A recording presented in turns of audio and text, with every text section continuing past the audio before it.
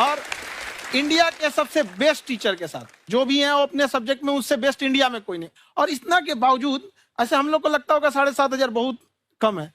एक लड़की ने कहा कि सर शाम वाले बैच को ना मॉर्निंग में कर दीजिए। हम कहे बाबू तो इतना सबके इंडिविजुअल से तो बैच ट्रांसफर नहीं, क्या प्रॉब्लम है? उसने कहा ना शाम में हमको दूसरे के यहाँ बर्तन मांजने जाना होता है। तो हम लोग को लगता है कि जितना ये तकलीफ इससे कई गुना ज्यादा है।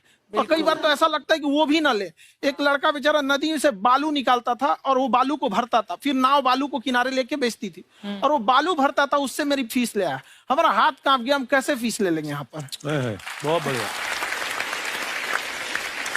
उसी दिन हमने ये प्रण लिया था कि भारत का कोई भी बच्चा उसके सफलता में पैसा उसकी बाधा नहीं बनेगी, चाहे उसको जितना भी पढ़ना रहे यहाँ पर। क्या बात। और अर्चना जी मैं इनके बारे में एक बात, खान सर आपके बारे में मैं एक बात कहना चाहता हूँ। इनका जो स्टार्टअप है ये बूटस्ट्रैप्ड है। अच्छा, मैं साधारण भाषा में बता देता हूँ, ये सेल्फ फंडेड है। इन्होंने अभी तक किसी और से पैसा नहीं लिया है। ये इन्वेस्टर के पैसे से नहीं, इन्होंने खुद इसको बिल्ड किया है। और बल्कि इतना स्ट्रॉन्ग स्टार्टअप है ये कि मैं कहूंगा कि अगर इन्वेस्टर्स को इन्वेस्ट करना हो तो मैं एंडोर्स करता हूँ ऐसे स्टार्टअप्स को। यही सब चीजों को देखते हुए कई लोगों ने धमकी भी दिया था वहां पर। अच्छा। और उसके बाद बम चला दिए और 7-8 बम चला दिए और कुछ ब्लास्ट हुआ। एक बेचारा नया लड़का आया था एडमिशन लेने के लिए, उसकी स्कूटी उड़ा दिया। वो आया था, कहा कि सर हम तो पढ़ने आए थे, हमारा स्कूटी उड़ गया। हमारी ऑफिस उड़ा दिए सब। एक तो पास में आके गिरा और नहीं फटा वो।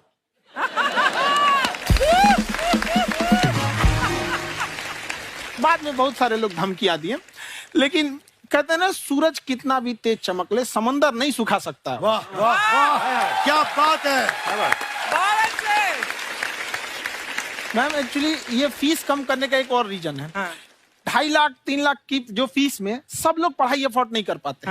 इसलिए वो कुछ ही लोग अफोर्ड कर पाते हैं, तो उनका मेंटल लेवल तो बहुत ऊपर चला जाता है। लेकिन एक पूरे देश का मेंटल लेवल थोड़ा सा स्टेबल नहीं हो पाता।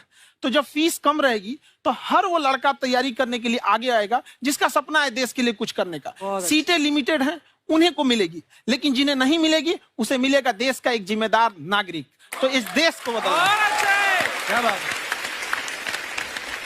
हम लोग विश्व गुरु कहे जाते थे, क्यों? क्योंकि दुनिया से लोग हमारे यहाँ पढ़ने आए थे। चाइना से ह्वेनसांग आया, फायान आया, आज कोई नहीं आता है। हम लोग का उद्देश्य एक समय आएगा जो फिर आएंगे यहाँ पढ़ने के लिए। क्या बात है। पर आप देखो अर्चना जी, सबसे ज्यादा IPS IAS बिहार से निकलते हैं। आप देखो पढ़ाई लिखाई में पॉलिटिशियन बहुत बड़े बड़े निकले हैं। तो ऐसा नहीं है, हर जगह ऑप्शन भी नहीं है वहाँ पे, इंडस्ट्री नहीं है, खेती करेगा तो कोई खास वो नहीं रहे। ऑप्शन भी नहीं है, सही बात है। बिहार की मिट्टी में एक चीज है, जिद तो बहुत जबरदस्त है। कुछ भी नहीं रहेगा तो सब कुछ पाने का उसको जिद रहेगा, करके भी दिखा देगा। वहाँ पे कर देंगे हम आपको। विवेक सर, आपके बारे में हमने सुना एक बार आप संन्यास लेने चले गए थे। कौन वापस लेके आया आपको? फिर कहाँ तक पहुंच गए थे आप? नहीं, मैं MBA की पढ़ाई के बाद मैं ये सोचा था कि अपना जीवन भगवान की सेवा में समर्पित कर दूं। अच्छा जी। बहुत साल मैं वृंदावन में रहा था और गुरुकुल में रहा था। अच्छा। और वहाँ सेवा करना, बहुत अच्छी शिक्षा मिली। मैं बोलता हूँ मेरी असली MBA वही थी, मोस्ट ब्यूटीफुल एसोसिएशन। वाह। और मैं वहाँ भगवत गीता पढ़ी, जहाँ मुझे गीता से लगाव हुआ। तो मेरे गुरुजी का आदेश था कि आप भगवत गीता को बिजनेस मैनेजमेंट के साथ जोड़ के देश दुनिया में बताओ। मेरे को लगा बड़ा मुश्किल काम है। मैंने बाद में देखा कि डॉक्टर स्टीफन कॉवी, जिनकी किताब है 7 habits of highly effective people, आप सबने पढ़ी होगी। उन्होंने बोला मैंने 7 हैबिट भगवत गीता से लिए। और हमारे देश के लोग ऐसे हैं जो मेरी किताब पढ़ते हैं, जो कि 3.5 मिलियन कॉपीज बिक चुकी हैं, और भारत में भगवत गीता नहीं पढ़ते। तो मुझे लगा कि मैं गीता विद मैनेजमेंट के ऊपर आकर के बातचीत करूं। मुझे लगा बहुत कठिन होगा, पर मेरे गुरुजी का आदेश था कि कठिनाई आपको तभी तक दिखेगी जब कठिनाई को देखोगे। तो एक छोटा उन्होंने मुझे बताया, पूछा कि इस कमरे में लाल रंग कितनी जगह है, देखो आप भी एक बार जरा देख के बताओ। तो 7-8 जगह लाल रंग दिख रहा है यहाँ पे आपको। 1 ये 2 वो लाल रंग टी शर्ट पे, 3 4 5 ये लाल हो गया, 6 उधर लाल हो गया, 7 एप्पल लाल, बिल्कुल ठीक 7। पर जब आप लाल रंग ढूंढ रहे थे तो क्या आपको हरा रंग दिख रहा था? Yes no? नहीं। जब आप लाल रंग ढूंढ रहे थे तो क्या आपको काला रंग दिख रहा था? Yes no? नहीं। नो। जिंदगी भी ऐसी है, जो ढूंढोगे वही मिलेगा, बाकी कुछ नहीं मिलेगा। तो उन्होंने कहा कि आप इसी सोल्यूशन पे फोकस करो और गीता के मैसेज को पहुंचाओ। तो मैं बिजनेस मैनेजमेंट के प्रोग्राम्स कॉर्पोरेट्स में करने शुरू किए, क्योंकि गीता पहला मोटिवेशनल सेमिनार जो पृथ्वी के इतिहास में कपिल जी हुआ वो कृष्ण ने दिया था। पहले मोटिवेशनल स्पीकर इस पृथ्वी के इतिहास के कृष्ण थे, जिन्होंने अर्जुन को रणभूमि में मोटिवेट किया था। बड़ी पेशेंस कृष्ण ने अपने लीडरशिप क्वालिटी से दिखाई, वो मुझसे मुझे बड़ा इंस्पायर किया, वो चर्चा ने इंस्पायर किया, वो डिस्कशन ने इंस्पायर किया। तो उस डिस्कशन को मैं आज भी लेके चलता हूं अपने साथ। कहां सर, हमने सुना है आप 5 स्टार में रुके थे कल और नीचे जाके वड़ा पाव खाने गए आप रेहड़ी पे। एक्चुअली क्या है ना कि वहां जो चीजें सीखने को मिलती है ना, खाली पेट और खाली जेब इंसान को जो सिखाते हैं वो किसी यूनिवर्सिटी कॉलेज में नहीं सिखाया जाता।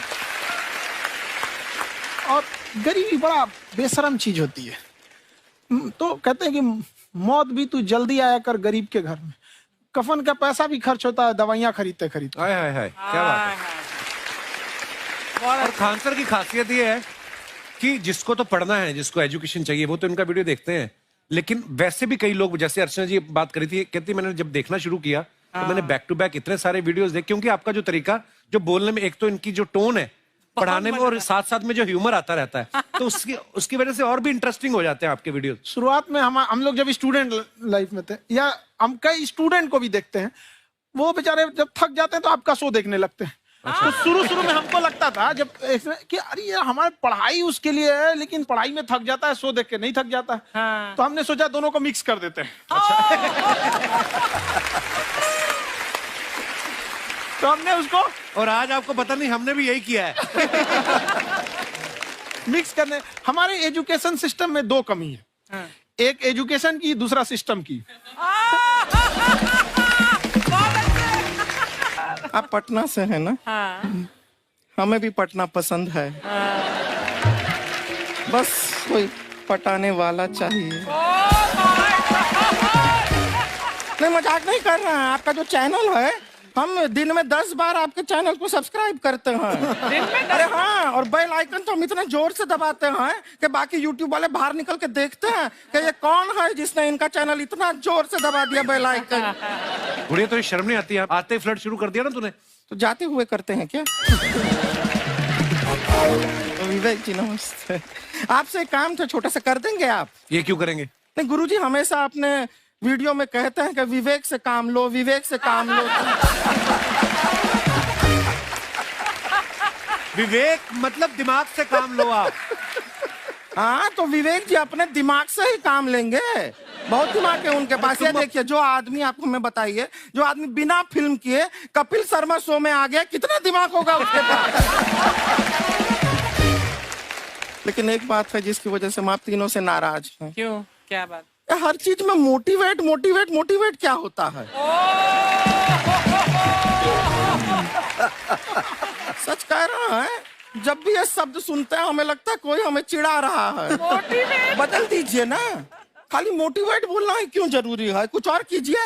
रोटी वेट, छोटी वेट, पतली वेट, कुछ भी बोलिए, मोटिवेट हटाइए। तो गुड़िया, तू भी एक्सरसाइज किया कर ना, देख डॉक्टर साहब ने कितना वजन कम किया है, तू भी कर ले। ठीक है, फिर मोटिवेट से ही चला लेंगे। लेकिन मोटिवेशन कोई बुरा बात नहीं है। हमारे दादाजी भी वैसे बहुत मोटिवेट करते थे। हाँ, एक बार तो तालाब में डूब रहे थे हमारे दादाजी। हमारे पास रस्सी भी था, ट्यूब भी था, फिर भी हम अपने दादाजी को बचा नहीं पाए। क्यों? क्योंकि हमने उनकी ओर तिनका फेंका ना, वही कहते थे डूबते को तिनका का सहारा काफी। नहीं लगा सहारा, दादाजी बुड़बुड़ बुड़बुड़ बुड़बुड़। गुड़िया, तू क्या करने आई इधर? अरे हाँ, हम क्या करने आए हैं, एक पूछना था सर, खान सर, ये जो हमारा एक चाचा का लड़का है, उसको क्या है, थोड़ा पढ़ाई में प्रॉब्लम हो रहा है, तो 12वीं का पढ़ाई आप उसको अच्छी तरह करवा के 12वीं पास करवा देंगे आप? करवा देंगे, वेरी गुड, बात कर लेते हैं। हाँ, राम सरोवर, देखो हमारा बात हो गया है, ये 10वीं जो तुमसे नहीं दिया जा रहा है वो नहीं देना है।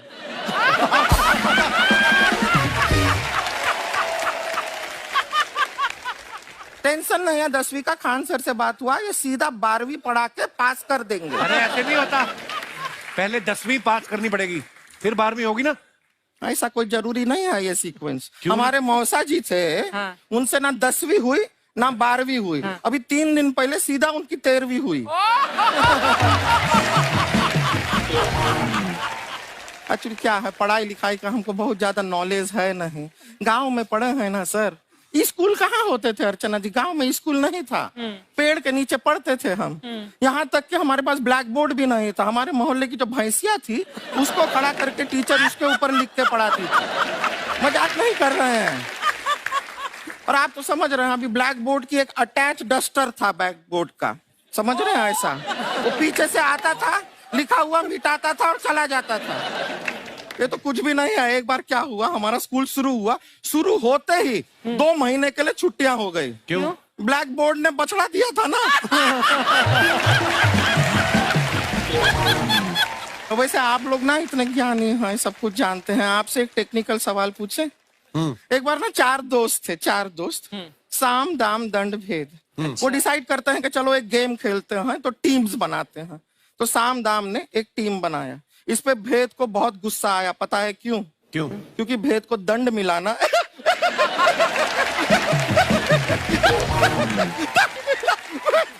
ये सिर्फ हंसती नहीं है सर, थोड़ा सा पेट्रोल पिला दो स्टार्ट भी हो जाती है। इतना है कि और भी बता दीजिए, जब हम बीमार होते हैं हम डॉक्टर के पास नहीं मैकेनिक के पास जाते हैं, और डिटेल दे दीजिए। ऐसा कुछ नहीं है सर, ये बोलते हैं खाली। लेकिन अभी एक रिक्वेस्ट था सर, हमारा एक भाई है, पुरुषोत्तम नाम है उसका, वो गांव से आया हुआ है। आप लोग थोड़ा उससे सब बातचीत करेंगे, थोड़ा उसको प्रोत्साहन देंगे। और शर्मा जी, आपसे भी एक रिक्वेस्ट था, आपसे हमने कभी कुछ मांगा नहीं है। पुरुषोत्तम आएगा ना, एक बार बस उससे कह दीजिएगा, पुरुषोत्तम तुम कितने हैंडसम हो। मैंने देखा ही नहीं अभी तक। हाँ, तो देख के बस बोल दीजिएगा तुम ठीक है। कितने हैंडसम हो, ऐसा बोल दीजिएगा प्लीज। ठीक है। हम बुला लेते हैं पुरुषोत्तम।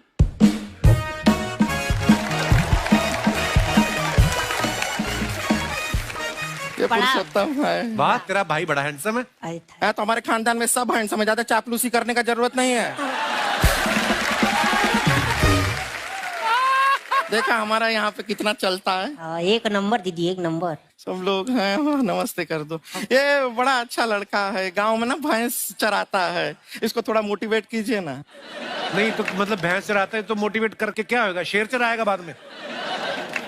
अरे शेर चराएगा तो शेर इसको चर नहीं जाएगा। नहीं नहीं, ऐसे हम खाली कह रहे हैं, तुम्हारा चेहरा थोड़ा बकरी जैसा है ना, तो वैसे ये सब बड़े बड़े लोग हैं। इनको बताओ कहा क्या बनना चाहते हो जीवन में आगे? HR। HR? अरे वाह, देखे कोई बड़ा कंपनी में ह्यूमन रिसोर्स का काम करेगा ये। अरे HR मतलब दीदी ऋतिक रोशन, टिनी दिन दिन दिनी दिन दिन। ना जूता पहनने का काम किया करो, जूता खाने का नहीं। काम किया है, कुछ बड़ा किया है लाइफ में? किया है ना दीदी, एक बकरी के बच्चे को बड़ा किया है। तो क्या जिराफ बना दिया बकरी के बच्चे को? अरे कुछ अलग किया है। हाँ दीदी, अलग किया है। वही बकरी का बच्चा भैंस का दूध पीने जा रहा है, तो हमने उसको अलग किया है। इससे नहीं होगा, मैं रहने दो, इधर आओ। ये देखो इतना बड़ा बड़ा लोग बैठा है, इनके सामने ऐसा बातें करोगे? इनसे मिलो, इनसे मिलो। विवेक जी तो कितना मार्केट के बारे में भी जानते हैं, मार्केट का कोई सवाल पूछो इनसे। सर परसों जो है मार्केट में हमारी साइकिल गायब हो गई, आपने देखा है क्या? हमारी साइकिल गायब हुई ना? हाँ। इसलिए दिमाग से पैदल हो तुम, पैदल समझते हो? हाँ। चल लोगे? 20 कदम चलोगे? हाँ। घूमो जरा, अभी 20 कदम चल के दिखाओ। निकलो।